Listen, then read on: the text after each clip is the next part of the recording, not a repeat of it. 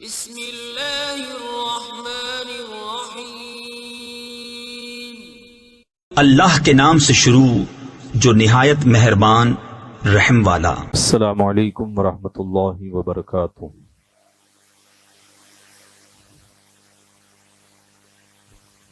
نحمده ونصلي ونسلم على رسوله الكريم اما بعد فاعوذ بالله من الشیطان الرجیم بسم اللہ الرحمن الرحیم ان اللہ وملائکته یصلون علی النبی یا ایہا الذین آمنوا صلوا علیہ وسلموا تسلیما اللہم صل علی سیدنا و مولانا محمد معدن الجود والکرم وآلہ وبارک وسلم۔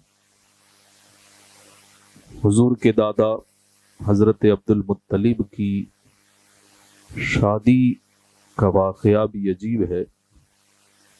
حافظ ابو سعید نیشاپوری نے ابو بکر ابن ابی مریم اور سعید ابن عمرو انصاری سے حضرت کعب الاحبار سے روایت کیا ہے کہ جب حضور صلی اللہ تعالی علیہ وسلم کا نور مبارک حضرت عبد المطلب میں منتقل ہوا اور وہ جوان ہو گئے تو ایک دن حضرت عبد المطلب حتیم میں سوئے۔ جب سو کر بیدار ہوئے تو آنکھ میں سرما اور بالوں پر تیل خود بخود لگا ہوا تھا۔ وہ پہلے جب سوئے تھے تب سرما لگا کر کے نہیں سوئے تھے، بالوں میں تیل نہیں لگا کر کے سوئے تھے، لیکن جب بیدار ہوئے تو خود بخود آنکھیں سرمگی ہو چکی تھی اور بالوں کے اندر تیل بھی لگا ہوا تھا اور حسن و جمال میں حیرت انگیز اضافہ ہو گیا تھا۔ ان کے والد نے اور دیگر حضرات نے جب انہیں دیکھا تو تعجب میں پڑ گئے، حیران ہو گئے کہ آخر یہ سو کر کے جاگنے میں اتنی ساری تبدیلی، خود بخود آنکھوں میں سرما آ جانا اور بالوں میں تیل آ جانا، خوبصورتی میں اضافہ ہو جانا، یہ خود بخود یہ تو عجیب و غریب بات ہے۔ تو سب تعجب میں تھے، حیران تھے۔ دھیرے دھیرے یہ بات پھیلی یہاں تک کہ عرب کے بڑے بڑے دانشوروں اور کاہنوں تک یہ بات پہنچی۔ تو انہوں نے کہا کہ کسی نوجوان کے ساتھ اس طرح کا معاملہ پیش آنا کہ خود بخود اس کی آنکھیں سرمگی ہو جائیں اور بالوں میں تیل آ جائے، اس کے حسن و جمال میں اضافہ ہو جائے، تو یہ امر خداوندی ہے، اللہ کی طرف سے ایک اشارہ ہے، حکم ہے کہ اس نوجوان کی شادی کر دی جائے۔ یہ اللہ کی طرف سے شادی کرنے کا حکم ہے۔ تو پھر حضرت عبد المطلب کی شادی ہوئی۔ پہلے آپ کا نکاح قیلہ سے ہوا، پھر ان کی وفات ہوئی اور ان کے بعد پھر حضرت فاطمہ سے نکاح کیا گیا اور نور محمدی ان کے حصے میں آیا۔ تو یہ بھی اللہ تبارک و تعالیٰ کی طرف سے تقسیم تھی۔ تو اس سے یہ بھی پتہ چلا کہ حضور صلی اللہ تعالی علیہ وسلم کی دادی کا نام بھی فاطمہ تھا، حضور کی شہزادی کا نام بھی فاطمہ اور حضور کی دادی کا نام بھی فاطمہ تھا، اور انہی کے بطن سے حضرت عبداللہ پیدا ہوئے۔ آپ کو یاد ہوگا کہ اس سے پہلے میں نے بتایا تھا کہ جب زمزم کا کنواں دریافت کرنے کا معاملہ پیش آیا اور حضرت عبد المطلب کا اس وقت صرف ایک بیٹا تھا حارث، اور ان کے علاوہ ان کی طرف بولنے والا کوئی نہیں تھا، تب حضرت عبد المطلب نے دل میں یہ نیت کی تھی، منت مانی تھی کہ اے اللہ اگر تو مجھے 10 بیٹے عطا فرمائے گا تو میں ان میں سے ایک کو تیری راہ میں قربان کروں گا۔ تو یہ جو حضرت عبداللہ پیدا ہوئے تھے وہ ان کے 10ویں بیٹے تھے، بیٹیاں بھی ہوئیں اور یہ 10ویں بیٹے تھے۔ تو جب 10 بیٹے اللہ تبارک و تعالیٰ نے انہیں عطا فرما دیے اور حضرت عبداللہ بھی جو ہے شعور کے زمانے میں پہنچ گئے، تو اب حضرت عبد المطلب کو اپنی وہ منت پوری کرنے کی طرف توجہ آپ کی مبذول کرائی گئی، اور آپ کو یاد دہانی ہوئی کہ مجھے اب اپنے 10 بیٹوں میں سے کسی ایک بیٹے کو قربان کرنا ہے۔ انہوں نے سب بیٹوں کو بلا بھیجا، جب سب کے سب آ گئے، اب ان کے سامنے آپ نے اپنی منت جو آپ نے اللہ تبارک و تعالیٰ سے کی تھی وہ ان کے سامنے پیش کی، اور کہا کہ ایک وقت میں نے اللہ تبارک و تعالیٰ سے یہ عہد لیا تھا کہ اللہ تعالیٰ مجھے 10 بیٹے عطا کرے گا تو ان میں سے کسی ایک کو میں قربان کروں گا۔ اب اللہ تبارک و تعالیٰ نے مجھے 10 بیٹے عطا فرما دیے ہیں اور 10 شعور کی منزل تک پہنچ چکے ہیں، تو اب مجھے کسی ایک کی قربانی پیش کرنی ہے۔ دیکھیں یہ کیسے فرما بردار بیٹے تھے کہ ان میں سے ہر ایک نے کہا کہ آپ حکم دیں، ہم میں سے ہر ایک قربانی دینے کے لیے تیار ہیں۔ حضرت عبد المطلب نے کہا کہ ایسا نہیں ہوگا، میں قرآن اندازی کروں گا، اور قرآن اندازی میں چٹھی جو ڈالی جاتی ہے اس میں جس کا نام آئے گا اسے قربانی کے لیے اللہ کی بارگاہ میں پیش کیا جائے گا۔ سب کے نام لکھے گئے، عباس، حمزہ، ابو طالب، ابو لہب، حارث، زرار، مقوم، زبیر، غیداق اور عبداللہ، یہ سب بھائی تھے، ان کے نام تحریر کیے گئے۔ ان کی بہنیں بھی تھیں، صفیہ، صفیہ، ام حکیم، عاتقہ، امیمہ، اروا اور برہ، سب کے سب انتظار میں تھے کہ قرآن اندازی میں کس کا نام آئے گا۔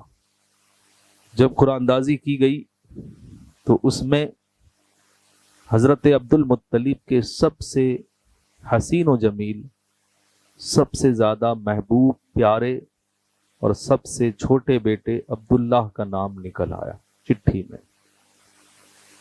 حضرت عبد المطلب کی جان ہوا ہو گئی، اور جس بیٹے سے سب سے زیادہ محبت تھی، اور ہوتا بھی یہ ہے کہ گھر میں جو سب سے چھوٹا ہوتا ہے ماں باپ کو اس سے پیار زیادہ ہوتا ہے، اور حضرت عبداللہ سب سے چھوٹے تھے تو ان کا نام نکل آیا۔ حضرت عبد المطلب نے اللہ سے پکا عہد کیا تھا، اس لیے اپنے محبوب بیٹے کا نام آنے پر ذرہ برابر تامل نہیں کیا، تاخیر نہیں کی۔ دل میں اضطراب تھا، لیکن پھر بھی اپنے بیٹے کا، حضرت عبداللہ کا ہاتھ پکڑا اور لے کر کے قربان گاہ کی طرف چل پڑے۔ شور و گل ہو گیا کہ عبد المطلب اپنے ایک بیٹے کو قربان کرنے کے لیے قربان گاہ کی طرف جا رہے ہیں، تو سارے لوگ جمع ہوئے، سب آنے لگے، یہاں تک کہ عرب کے بڑے بڑے سردار بھی آئے، اور جب انہوں نے حضرت عبداللہ کو دیکھا کہ عبد المطلب اس کا ہاتھ پکڑے ہوئے جا رہے ہیں، حضرت عبداللہ نہایت ہی خوبصورت تھے، اور جو بھی آپ کو دیکھتا وہ آپ پر فریفتہ ہو جاتا۔ تو جب قریش کے بڑے بڑے سرداروں نے دیکھا تو کہا کہ اتنے پیارے بیٹے کو بھلا ایک باپ کیسے قربان کر سکتا ہے؟ حضرت عبد المطلب نے کہا کہ میں نے تو اللہ سے یہ عہد کر رکھا ہے کہ میں اپنے ایک بیٹے کی قربانی پیش کروں گا، اور قرآن اندازی میں میرے اس بیٹے کا نام آ گیا ہے، اس لیے میں اب اپنی نظر پوری کروں گا، اپنی منت پوری کروں گا اور اس بیٹے کی قربانی پیش کروں گا۔ سرداروں نے کہا کہ عبد المطلب اگر تم آج اپنے بیٹے کی قربانی پیش کرو گے تو پھر آگے چل کر کے یہ سلسلہ ایک رسم بن جائے گا، اور پھر تمہاری طرح دوسرے لوگ بھی اس طرح منتیں رکھنے لگیں گے اور اپنے بیٹوں کو قربان کرنے لگیں گے۔ اس لیے بہتر یہی ہے کہ تم اپنے بیٹے کو قربان نہ کرو۔ حضرت عبداللہ نہیں مانے اور کہا کہ جس طرح حضرت ابراہیم علیہ السلام نے حضرت اسماعیل علیہ السلام کو قربان کرنے کی تیاری کی تھی، وہ آمادہ ہو گئے تھے، اسی طرح میں بھی اپنے بیٹے کو قربان کروں گا۔ لیکن سردار آڑے آ گئے اور انہوں نے کہا کہ ہم یہ کبھی نہیں ہونے دیں گے، کیونکہ ہمیں تمہارے بچے سے بھی پیار ہے اور پھر آنے والی نسلوں میں جو بیٹے ہوں گے ان سے بھی پیار ہے، اس لیے ہم یہ رواج اور یہ رسم یہاں پر رائج نہیں ہونے دیں گے۔ آپ کوئی اس کا دوسرا حل نکال لیں، لیکن ہم جو ہے بیٹے کو قربان نہیں ہونے دیں گے۔ کہا پھر میں کیا کروں؟ کہا کہ ہمارے یہاں ایک بیٹے کی دیت، ایک انسان کی دیت 10 اونٹ دی جاتی ہے، تو تم ایسا کرو کہ 10 اونٹ اس کے بدلے میں قربان کر دو۔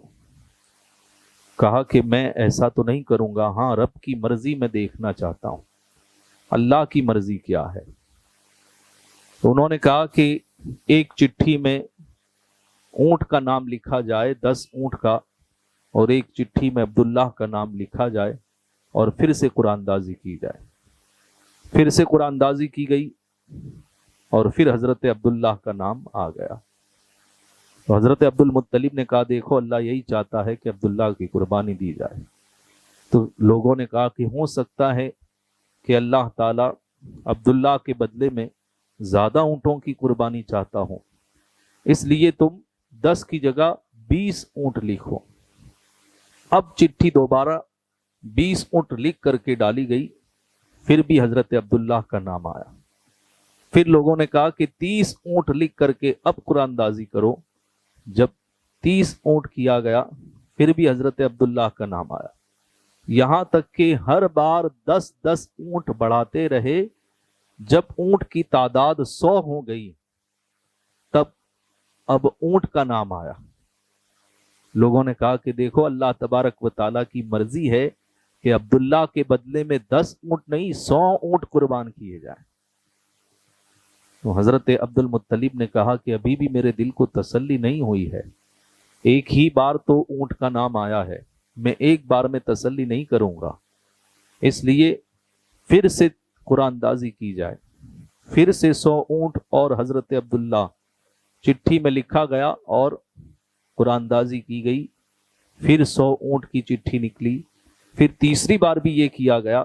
جب 3 مرتبہ ہوا تب حضرت عبد المطلب نے کہا اب مجھے اطمینان ہوا ہے کہ اللہ تعالیٰ چاہتا ہے کہ میرے بیٹے عبداللہ کے بدلے میں 100 اونٹ کی قربانی پیش کی جائے۔ تو اس طرح پھر حضرت عبداللہ کے بدلے میں 100 اونٹ کی قربانی پیش کی گئی۔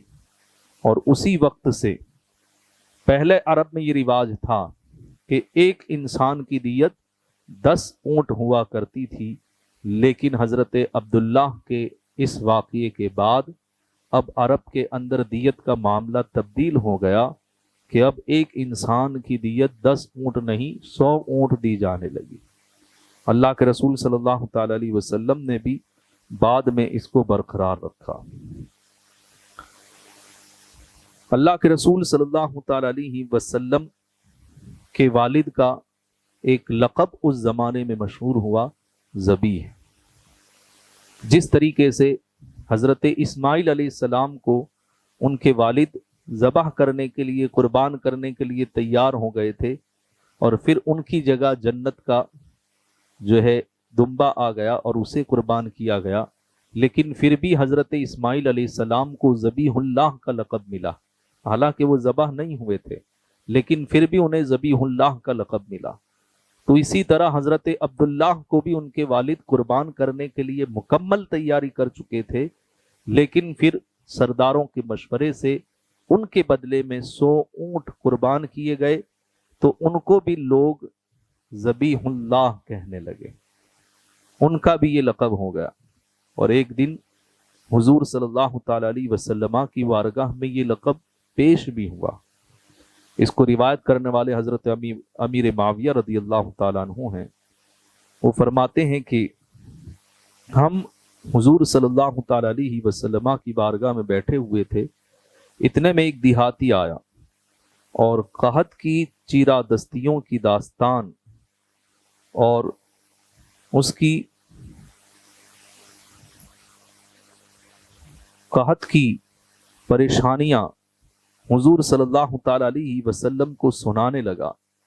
اس کا اداس چہرہ تھا اور حسرت و یاس کے ساتھ وہ یہ ساری داستان بیان کر رہا تھا کہ آبادیاں قحط کی وجہ سے تباہ ہو رہی ہیں، پانی بالکل نہیں ہے، جانور مر رہے ہیں، ہمارا مال ختم ہو رہا ہے، بچے بھی بھوک سے نڈال ہیں اور گھروں کے اندر اناج کا ایک دانہ تک نہیں ہے۔ تو اس نے حضور صلی اللہ تعالی علیہ وسلم کی بارگاہ میں عرض کیا کہ فَعِدْ عَلَى مِمَّا أَفَاءَ اللَّهُ عَلَيْكَ يَا ابْنَ الذَّبِيحَيْنِ، اے حضرت اسماعیل ذبیح اللہ اور عبداللہ ذبیح کے بیٹے، اللہ پاک نے آپ کو جو نعمتیں عطا فرمائی ہیں ان میں سے مجھے بھی کچھ عطا فرمائیے۔ چونکہ حضور کا نسب حضرت اسماعیل علیہ السلام سے ملتا ہے، حضرت اسماعیل سے پھر حضرت ابراہیم علیہ السلام، تو حضور کے آباء و اجداد میں دو ذبیح ہیں، ایک حضرت اسماعیل ذبیح اللہ اور ایک آپ کے والد حضرت عبداللہ ذبیح اللہ۔ تو یہ دو ذبیح ہیں، تو آپ کو ابن الذبیحتین کہا گیا، ذبیحین کہا گیا کہ آپ دو ذبیحوں کے بیٹے ہیں۔ فتبسم رسول اللہ صلی اللہ تعالی علیہ وسلم، جب حضور کو دو ذبیحوں کا بیٹا کہا گیا تو اللہ کے رسول خوش ہو گئے اور خوش ہو کر کے مسکرانے لگے، یعنی حضور کو یہ بہت پسند آیا۔ تو اس سے یہ پتہ چلتا ہے کہ اللہ کے رسول صلی اللہ تعالی علیہ وسلم بھی یہ چاہتے تھے کہ ان کے والد کو ذبیح اللہ کہا جائے، ان کا یہ لقب حضور کو بھی پیارا تھا۔ اللہ تبارک و تعالی ہم سب کو نور مصطفیٰ صلی اللہ تعالی علیہ وسلم کے فیضان سے مالا مال فرمائے۔ السلام علیکم ورحمۃ اللہ وبرکاتہ۔